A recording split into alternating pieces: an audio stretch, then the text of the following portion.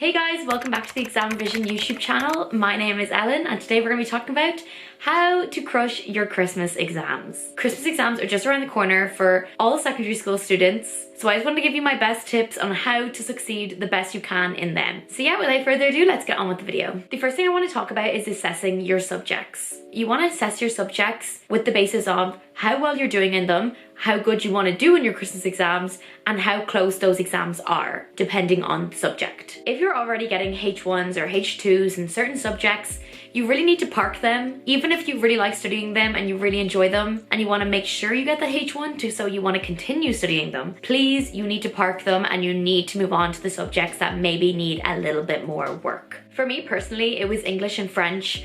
They needed some extra time and some extra work, and so I did have to park my other subjects like maths and biology and chemistry and physics and really spend my time working towards either maintaining my grade or improving my grade in both English and French. Because even though I didn't like them, they were still just as important in my leaving cert, and the points for them were still going to matter just as much as my other subjects. The next thing I want to talk about is your goals. You want to be setting realistic goals for your Christmas exams, especially if you're in 6th year. If you have a particular subject that maybe isn't your strong point, but you say that you want to aim for a H1, I mean, I totally get that you want to aim for the stars and aim for H1s in every subject, but you do have to be realistic with yourself. If you're aiming for these unachievable grades that you know you won't get, you're just going to be disheartened and upset about it when you don't get that grade. Be realistic. If you're constantly a H3, H4 student in English, or any subject for that matter, you can't say, okay, in Christmas exams in the next 3 weeks, I'm going to get a H1, because that's just unattainable. And that's okay. Some subjects just don't suit certain people. And for me, it was English and French, and I'm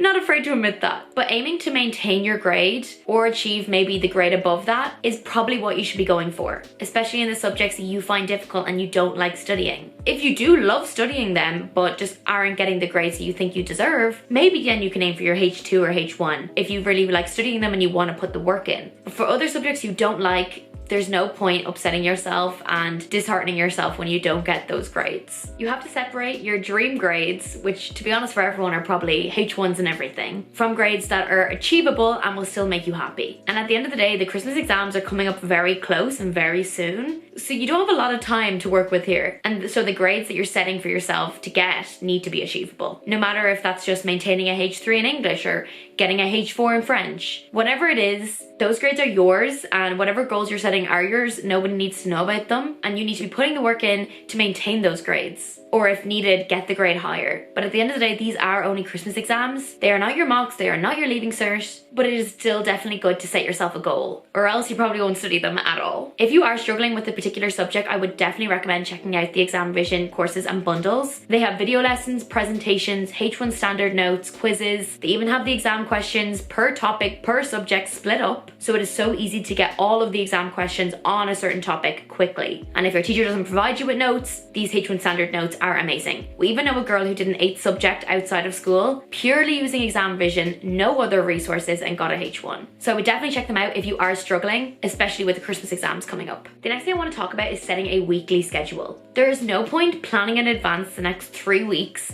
of what you're going to study for the next 3 or 4 weeks. Things change. So I think personally weekly schedules are definitely the way to go. I don't love daily schedules because then you might just end up neglecting certain subjects that need the extra work, because on a daily basis you probably don't want to study them. But planning for it in a week in advance and you don't change anything and you pay attention to it and you work alongside that schedule for the week, you will get everything done that you need to get done. You should be planning out what topics in every subject you're going to be studying that week, and even on the weekend, because obviously the weekend you have a lot more time, and so by the end of the week you have all these topics covered in all these different subjects, and it will make you feel good. You'll feel rewarded. Planning weeks in advance, anything could happen, and you're also most likely going to favor the subjects that you like, and the same thing's going to happen with daily schedules. So I think weekly, to be honest, are the best bet. I will add a link below in the description for a good template that I like to follow. You could either print it out or just work alongside it and use it to plan your week and use it to plan the next week for preparing for your Christmas exams. The next thing I want to talk about are some of my favorite study techniques, because obviously if you're in 5th year maybe,